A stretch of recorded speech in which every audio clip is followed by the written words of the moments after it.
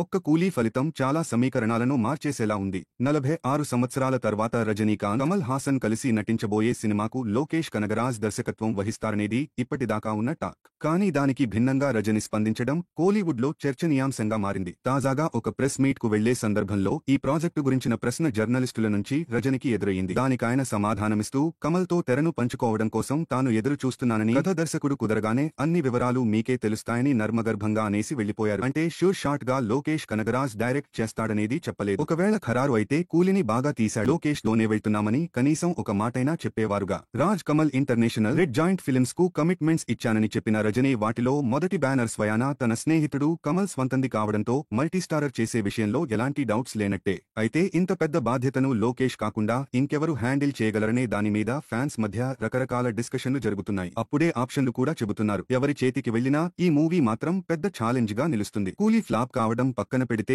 అందులో ప్రధాన లోపం కథలోనే ఉంది. ఒకవేళ సరైన స్టోరీ రాసుకుని ఉంటే ఖచ్చితంగా లోకేష్ మెప్పించేవాడు. సో కమల్, రజని ఇద్దరినీ హ్యాండిల్ చేసే సత్తా ఇతనికే ఉందని ఫ్యాన్స్ అభిప్రాయం. మణిరత్నం, శంకర్ లాంటి లెజెండ్స్ ఫామ్ తప్పిపోయారు. సో ఎలా చూసుకున్నా కొత్త తరం డైరెక్టర్లకే ఛాన్స్ ఇవ్వాలి. ఒకవేళ లోకేష్ కాకపోతే మటుకు వినోద్, కార్తిక్ సుబ్బరాజ్, ఆదిక్ రవిచందర్ లాంటి వాళ్లలో ఎవరు ఈ గోల్డెన్ ఛాన్స్ కొడతారో చూడాలి. అప్పటిదాకా రకరకాల ప్రచారాలు తిరుగుతూనే ఉంటాయి.